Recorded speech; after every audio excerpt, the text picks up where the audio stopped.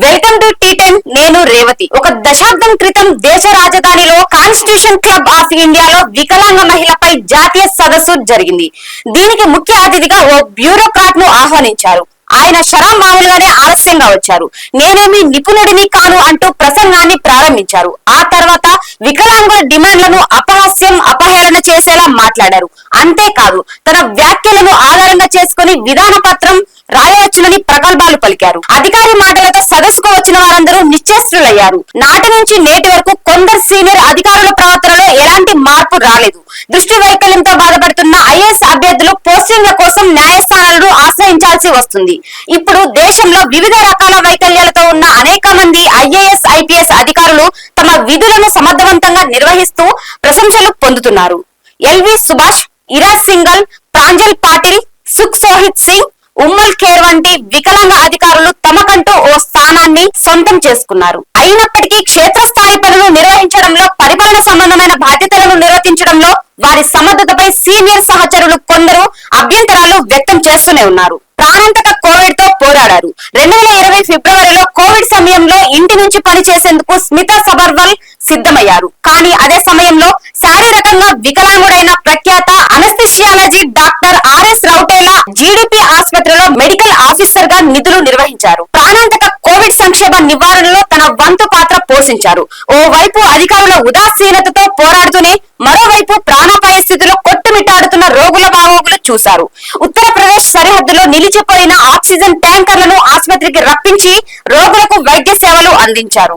వికలాంగులైన వైద్యులు కూడా ప్రజల ప్రాణాలు కాపాడేందుకే శిక్షణ పొందుతారు. కానీ భ్రష్టు పట్టిన వ్యవస్థకు చికిత్స చేయలేరు. వీరందరూ వికలాంగులే.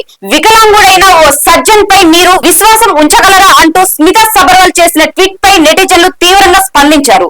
Plastic surgeon doctor Mukesh Sharma, urologist doctor Sujit Josh, haematologist doctor Suresh Hanagavadi, జాతీయ టీబీ ఇన్స్టిట్యూట్ మాజీ director doctor Sangeeta Sharma, super స్పెషలిస్టులు డాక్టర్ విశ్వనాథ్, డాక్టర్ భూమరే వంటి ప్రముఖ వైద్యులు కూడా వికలాంగులేనంటూ ఓ నెటిజన్ తిప్పికొట్టారు. తన వ్యాఖ్యలను సమర్థించుకునేందుకు సబర్వాల్ తన 24 సంవత్సరాల అనుభవం గురించి ఓ ఎంపీతో గొప్పగా చెప్పుకొచ్చారు. అయితే కేరళలో గత 24 సంవత్సరాలుగా గ్యాస్ట్రో సర్జన్ గా పనిచేస్తూ కాలేయ మార్పిడి బృందానికి నేతృత్వం వహిస్తున్న డాక్టర్ ఆర్ఎస్ సింధు గురించి ఆమెకు తెలియదు. డాక్టర్ సింధు 2 కాళ్లకు పోలియో సోకింది. నడవడం కోసం ఆమె క్యాలిపర్లు, క్రచ్చర్లను ఉపయోగిస్తారు. పద్మశ్రీ డాక్టర్ సురేష్ అదానీ సేవలను గుర్తించడంలో కూడా నెటిజన్లు విఫలమయ్యారు.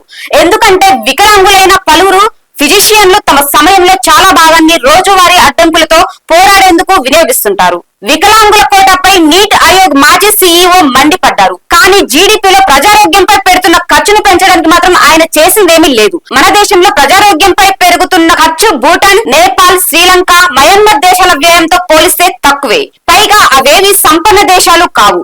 సీనియర్ ప్రభుత్వ అధికారిగా సుప్రీంకోర్టు ఇచ్చిన నల్సా తీర్పు అమలు కోసం ఓ ఫ్రేమ్ వర్క్ ను రూపొందిస్తున్న సమయంలో ట్రాన్స్ జెండర్ కోటకు సంబంధించిన సమీక్షపై కూడా ఆ మాజీ సీఈఓ ఓ ట్వీట్ చేశారు. G20 షర్పాగా అవకాశం వచ్చినప్పుడు కూడా వైకల్యం, ట్రాన్స్ సమాజం ప్రస్తావనలను ఢిల్లీ డిక్లరేషన్ లో చేర్చలేకపోయారు. నూతన ప్రభుత్వం తొలి 100 రోజుల పాలనలో సాధించిన విజయాల జాబితాను రూపొందించడంలో సామాజిక న్యాయ సాధికారత మంత్రిత్వ శాఖ సిబ్బంది, శిక్షణ శాఖ బిజీగా గడుపుతున్నాయి. అయితే సబ్కా సాత్, సబ్కా వికాస్, సబ్కా విశ్వాస్ పై మన నమ్మకాన్ని నిలబెట్టేందుకు ఈ 2 మంత్రిత్వ శాఖల్లో దేనికైనా ధైర్యం ఉన్నదా?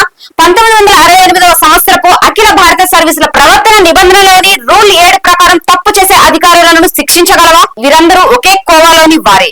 వికలాంగుల బిల్లులో సవరించేందుకు 2016లో మంత్రుల బృందం సమావేశాన్ని నిర్వహించింది. అందులో ఓ కేంద్ర కేబినెట్ మంత్రి కూడా ఇలాంటి చచ్చు ప్రశ్నలే వేశారు. మానసిక ఆరోగ్యానికి గురైన వారికి ఉద్యోగాలలో కోట ఎలా ఇస్తారని ప్రశ్నించారు. నీతి ఆయోగ్ మాజీ సీఈఓ అమితాబ్ కాంత్ సైతం ఇలాంటి అభ్యంతరాలే లేవనెత్తేందుకు ప్రయత్నించి విఫలమయ్యారు. అయితే వాటిపై తీవ్ర విమర్శలు రావడంతో వెనక్కి తగ్గారు. తాజాగా తెలంగాణకు చెందిన ఐఏఎస్ అధికారి స్మితా సబర్వాల్ దివ్యాంగుల సమస్యలపై తన అజ్ఞానాన్ని బయటపెట్టుకున్నారు. వికలాంగులైన సహచరులను అవమానించారు. వీరందరూ ఒకే కోవకు చెందినవారు.